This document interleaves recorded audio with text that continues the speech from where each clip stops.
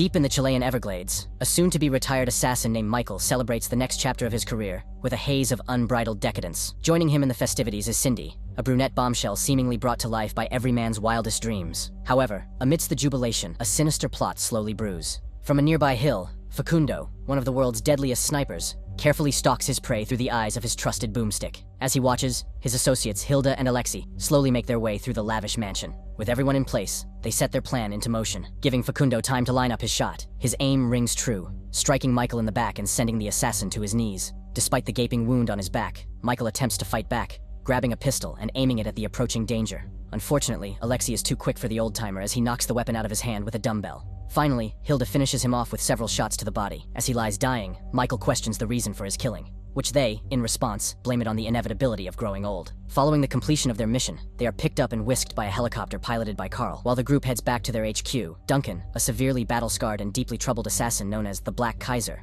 visits his local hospital for a routine checkup. During the examination, his doctor wonders if his patient's past injuries, including one that required the insertion of a metal plate, ever bothered him. Duncan, however, merely shrugs off his queries and insists that the doctor wrap things up. The physician finishes the checkup with a prostate exam, after which he hands Duncan a hearty slice of pear tartan for being such a trooper. As they eat, the doctor asks him about Duncan's retirement plans, a matter he had given little attention to.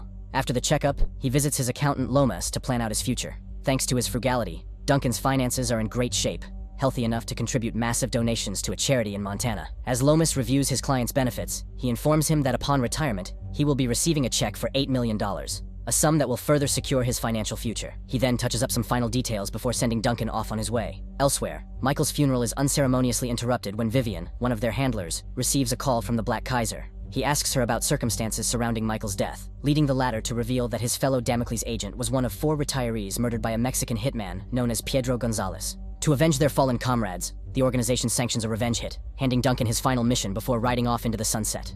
However, despite the hefty reward attached to the hit, he declines, leaving without another word. Following the meeting, he drives through the frozen tundra that is Montana, eventually arriving at a local grocery store. While shopping, he eavesdrops on a couple of Bible thumpers and overhears them discussing a foreign TV series. His curiosity piqued, Duncan heads over to the vending machine and grabs himself a copy of the said movie. On the way back, he runs into a teenager selling an adorable French bulldog. In that fleeting moment, the hitman is smitten, and he leaves with the dog, which he has named Rusty, in tow. Upon arriving, he proceeds to drown the ghosts of his past with some liquid courage. Upon falling asleep, he is plunged into a whirlwind of nightmares fueled by the blood-stained life he's led. Little Rusty licks his feet, and when Duncan rouses from his sleep, he accidentally shoots the poor dog. When he fully comes to, he immediately looks for Rusty, but upon realizing what he has done, Duncan's body slumps in utter defeat. After burying his briefly beloved companion, he spots his neighbor struggling to chop some firewood. When the young woman leaves, Duncan goes about his day, buying a goldfish to replace the fallen Rusty, and chopping a massive stack of wood for his fellow resident. Later that evening, he receives a call from Vivian, who once again offers him a boatload of money to accept the mission.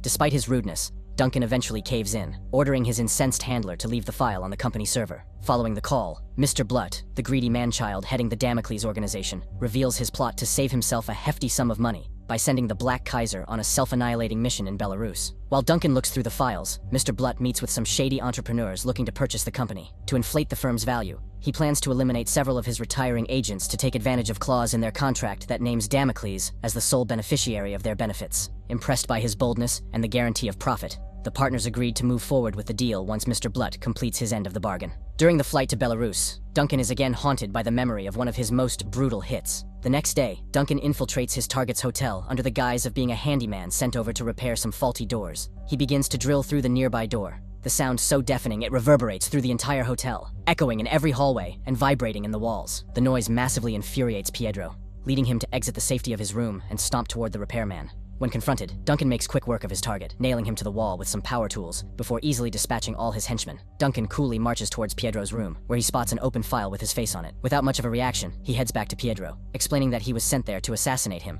but it looks like he himself is the target, and not Pedro. The Black Kaiser then proceeds to brutally interrogate the man, drilling a hole through his skull when he refuses to cooperate. Now that he's of no further use, he eliminates the target with a shot to the cranium and takes a photo as proof of success. With his job done, Duncan phones Vivian and requests for his money. After receiving the funds, he calls her once more, this time revealing that he has discovered and easily thwarted their pathetic assassination attempt. Fearful for her life, Vivian confronts Mr. Blutt, demanding that he pay Duncan the rest of his fee lest they risk incurring the wrath of the Black Kaiser. However, instead of heeding her warnings, the greedy scoundrel decides to send in his finest team to finish what the first squad could not. They begin their hunt for Duncan by beating Lomas to a bloody pulp. After looking through his records, they discover several of their target's properties, ultimately deciding to visit each one until they locate their prey. Before leaving, they leave Duncan with a bloody goodbye as Hilda puts a bullet through Lomas's head. Back in Montana, Duncan runs into his neighbor, Camille, as he shops for party paraphernalia at the local grocery store. Later that day, they bump into each other again, with the young lady acknowledging his presence. Meanwhile, the A-team proceeds to visit each of Duncan's properties, ruthlessly eliminating those who reside there. As they go about their spree, the Black Kaiser slowly befriends his neighbor, finally striking up a conversation with her at a diner. He learns about Camille's fondness for the quiet charm of their town, the serenity radiating a peaceful calm she had not felt for the longest time. The next day, Duncan and Camille once again reconvene at the diner, this time to admire the stunning wildlife photos taken by the young woman. While he gazes at the photos, Camille questions him about his past. Duncan responds with a little white lie, claiming that he used to travel the world because of his funeral business. Impressed by his adventures, Camille invites him to teach the children at their local school about the wonders of the world. Unfortunately, Duncan declines, stating that he has no talent for speaking to children. Meanwhile, Vivian reaches her boiling point as the A-team again fails to locate the ever-elusive Black Kaiser. Elsewhere, Duncan, having eventually accepted Camille's offer, dazzles the local children with his mastery of the blade. After his jaw-dropping demonstration, he begins a Q&A session, eager to share his experiences with the knowledge-hungry onlookers. Unfortunately, each of their queries trigger a bloody flashback, each one more gruesome than the other. He ends his presentation by sharing a grisly photo of a rotting corpse, an image that sends shivers down the poor children's spines. Later that day, Duncan visits his newfound friend and gifts her a sleek pistol. He offers to teach Camille the discipline of firearms, a skill he has mastered more than any other. Back at their hideout, the A-team finally finds a breakthrough in their hunt for Duncan when they locate his home in Montana. The group departs without delay, driving to the icy domain to confront the Black Kaiser. As the sun rises on a new day, Duncan makes true on his promise, taking Camille into the woods for a quick shooting session. Unfortunately, the poor woman finds herself frozen in terror, the cold steel in her hands echoing a fear she thought she'd left behind. They retreat to the warmth of Duncan's cabin, during which Camille reveals her unfortunate encounter with a past co-worker. He was very drunk one time, came up to her, and hit her so hard that she fell to the floor. Camille tries to tell him more, but she gets choked up in the process. What she can tell him, though, is that she can't ever forget about the despicable things that were done to her. Since that day, she's done nothing but fantasize about getting him alone, sitting him down, pointing a gun at him, and telling him about everything he's done to her and how it changed her. Then after making him listen, she'll pull the trigger. With a strange smile, Camille shares her belief that when that happens, she'll finally forget about what he did. As Duncan listens to her with glassy eyes, she asks if he thinks ending someone's life can be easy. In a split second, he gets another terrible flashback of him offing a bizarrely dressed man before weakly answering that he doesn't know. The following day, the A-team track Duncan as he goes about his day. While making his way home, he spots Cindy stranded on the side of the road. Ever the gentleman, Duncan takes her to his cabin, providing her shelter amidst the furious snowstorm. In the dark of the night, the group sets their plan into motion, beginning with Cindy seducing her gracious host. As they bump bodies on every piece of furniture within the cabin, the rest of the crew slowly approaches while Facundo remains on overwatch. The sniper bides his time waiting for the perfect opportunity to present itself. Unfortunately, that moment never came, for the Black Kaiser had sensed them coming from a mile away. When Facundo finally takes the shot, Duncan suddenly lays down, presenting Cindy as the target instead. The bullet rips through her shoulder, sending her sprawling on the bedroom floor. The master assassin then reaches for a nearby pistol and fires several warning shots to ward off the attackers, each bullet missing its mark by mere inches. Bleeding profusely, Cindy directs Facundo's aim, pinpointing their target's exact location in the room. Duncan masterfully evades each shot before hurling an axe into the woman's face, leaving the rest of the group in the dark. The remaining members storm the cabin, but find only Cindy's lifeless corpse.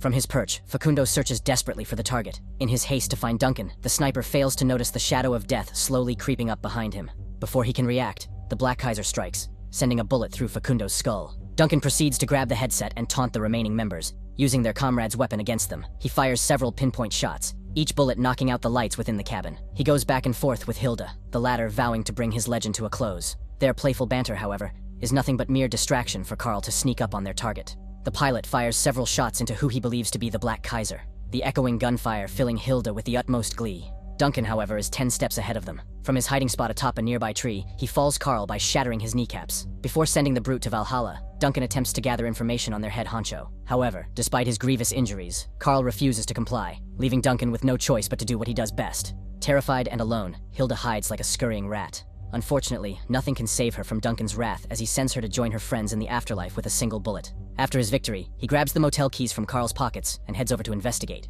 In his search, Duncan finds Alexi's girlfriend, Jane, who reveals that her lover had started Plan B, which involves kidnapping Camille. This sends the hard-boiled assassin in a rare panic, spurring him to rush to her cabin, only to find her gone with the wind. Meanwhile, an infuriated and heartbroken Mr. Blutt seethes over the A-team's defeat, By unleashing his fury upon his office furniture, he orders Vivian to capture the assassin and have him pay for his crimes. The next day, Duncan finds himself in a small pub in Detroit to meet with his old friend, Porter. Amidst a shared drink, Porter reveals the unreasonable details of their contract that would grant Damocles access to his fundings in case of his untimely passing. Before heading their separate ways, the longtime friends share one last handshake. In that instant, Duncan feels a sharp pain in his hand before a wave of numbness spreads through his body. As he crumples to the floor, Porter, a wolf in sheep's clothing, contacts Vivian to deliver the Black Kaiser. Hours later, Duncan finds himself suspended in one of the many rooms in Mr. Blutt's manor. Before him stands the man himself, ready to exact the slow and painful revenge he's been waiting for since Hilda was taken from him. While suiting up for the task at hand, Mr. Blutt recounts the fate of William Wallace, a gruesome torture that Duncan will endure for 4 days. Then on his birthday, he will die. To inflict further pain upon the Black Kaiser, he shows him pictures of Camille in an unsavorily medicated state courtesy of Jane's concoctions. He'll have fun with his lady friend, and Duncan's going to watch. With that, Blutt nails the photo into his captive. Over the next couple of days, Mr. Blutt submits Duncan to the most inhuman torment involving pliers, blades, and everything else under the sun. On the 3rd day, the once fearsome assassin is nothing but a bloody mess, kept conscious only by mind-numbing pain. During their session, Mr. Blutt's favorite blade snaps when he plunges it into the assassin, leading him to gouge out one of the poor man's oculars in frustration. Unbeknownst to the fiend, the blade left within Duncan's chest would serve as the key to his escape, as he uses it to pick the lock on his shackles. The next day, Duncan exacts his vengeance, viciously eliminating several of the guards before escaping from the torture chamber. He tears through Mr. Bolt's army like a rabid animal, leaving a pile of mangled bodies in his wake. The remaining guards attempt to rally, but they are swiftly cut down by the unstoppable force. After eliminating a throng of enforcers in a tight hallway, a barely conscious Duncan finally gasps his first breath of freedom. Following the escape, he heads over to Yasmin, an old friend who he believes will aid him with his plight. Moments before fading into the dark, he contacts Vivian and offers to trade himself for Camille's safety. Mr. Blutt, however, vehemently denies the offer, declaring that both Duncan and his friend will soon be gone. Yasmin nurses the injured assassin back to health, giving him a concoction of narcotics to speed up the healing process. As his injuries improve, Duncan heads to the armory to prepare himself for the upcoming battle. The next day, he departs with enough firepower to take down a small nation. On his way to the manor, he once again contacts Vivian to ensure Camille's safety. Mr. Blutt sends a horde of armed men to meet the assassin, knowing fully well that he is a danger beyond measure.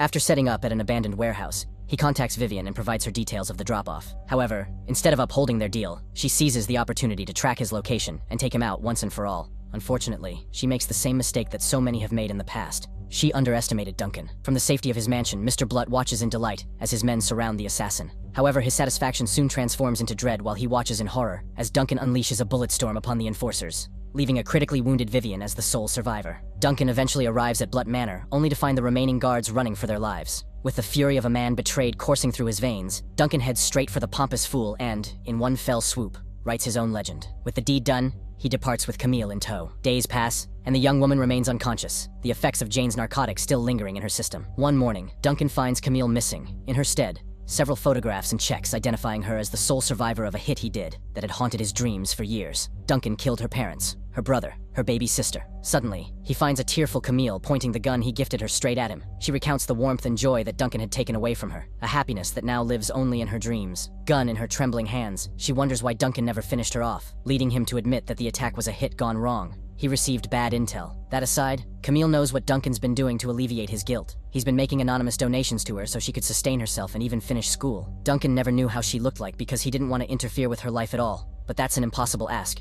when he was the one who turned it upside down in the first place. So what Camille did was follow the paper trail. After all, who else would be making such donations to her, if not someone in desperate need of salvation? As the tears roll down her cheeks, she wonders if ending his life will bring her family back. To atone for his sins, Duncan calmly urges her to ease her mind and carefully pull the trigger. Camille follows suit, the crack of her pistol echoing through the thick canopy. However, she decides to spare the assassin, instead seeking his help to hunt down those responsible for taking away everything she held dear. Given the opportunity at redemption, Duncan agrees. As the frozen tundra thaws around them, the pair share one last moment of calm before embarking on their quest for blood and vengeance. Subscribe to watch more videos like this, turn on notifications and leave a like to help the channel out. Thank you for watching.